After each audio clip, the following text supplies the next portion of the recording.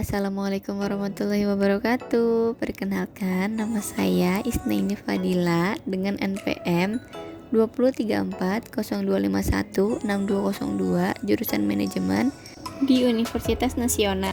Pada kesempatan kali ini, saya akan menjelaskan tentang konsep perilaku konsumen pendekatan ordinal. Apa sih konsep perilaku konsumen pendekatan ordinal itu?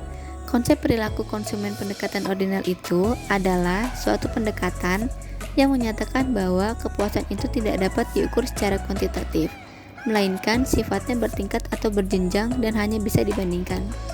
Untuk lebih memahami mengenai pendekatan ordinal ini, kita harus terlebih dahulu mengetahui asumsi-asumsi yang melandasi pendekatan ini. Berikut ini adalah asumsi-asumsi dalam pendekatan ordinal. Yang pertama adalah rationality, di mana konsumen diasumsikan rasional, artinya ia memaksimalkan utility dengan pendapatan harga pasar tertentu.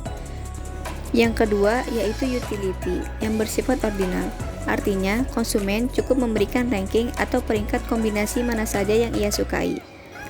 Yang ketiga ada hukum diminishing marginal rate of substitution, artinya bila konsumen menaikkan konsumsi barang yang satu akan menyebabkan penurunan konsumsi barang yang lain dan dapat digambarkan dengan kurva indiferensi.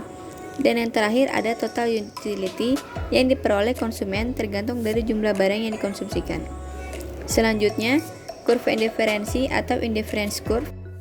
Kurva indiferensi adalah kurva yang menunjukkan berbagai kombinasi konsumsi dua macam barang yang memberikan tingkat kepuasan yang sama.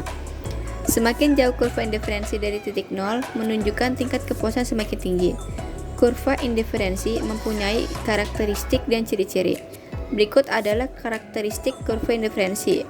Pertama, menunjukkan kepuasan sama di antara semua produk yang dikonsumsi. Yang kedua, preferensi kepuasan konsumen bertingkat secara konsisten.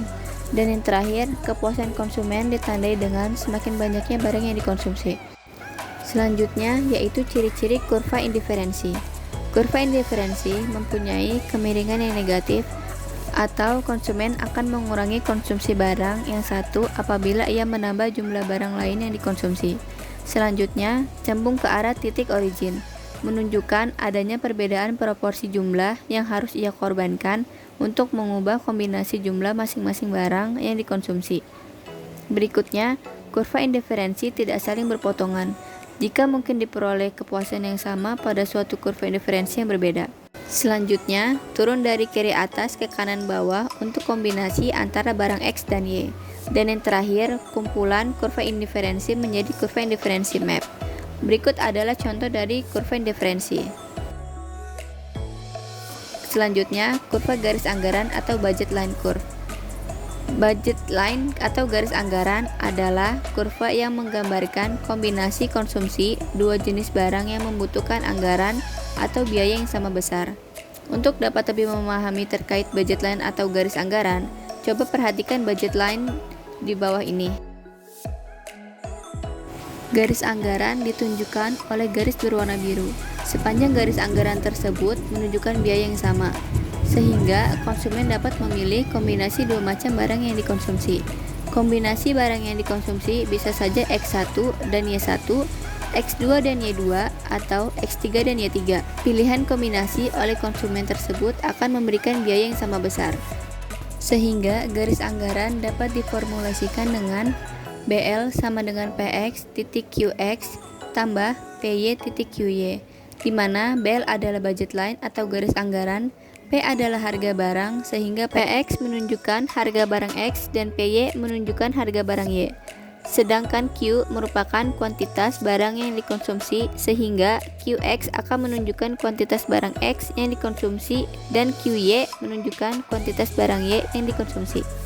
Sehingga dari gambar kurva anggaran di atas dapat dirumuskan dengan BL sama dengan PX titik Q kali 1 tambah PY titik QY1 sama dengan PX titik QX2 tambah PY titik QY2 sama dengan PX titik QX3 tambah PY titik QY3. Dari nilai matematis di atas dapat dipahami, misalkan ketika seseorang memilih untuk mengkonsumsi barang sebanyak X1 dan Y1, maka biaya yang harus dikeluarkan adalah sebesar PX.QX1 tambah PY.QY1. Kombinasi pilihan barang yang dikonsumsi tersebut menghasilkan biaya yang mencapai garis anggaran atau BL. Bila konsumen memilih kombinasi pilihan konsumsi barang yang berbeda, misalkan X2 dan Y2, maka biaya yang dibutuhkan untuk konsumsi tersebut akan sama, karena garis anggarannya menggambarkan biaya yang sama untuk berbagai pilihan kombinasi konsumsi dua jenis barang. Begitu pula bila konsumen memilih kombinasi pilihan X3 dan Y3. Demikian penjelasan dari saya terkait dengan konsep perilaku konsumen pendekatan ordinal. Jangan lupa like, komen, dan subscribe. Terima kasih.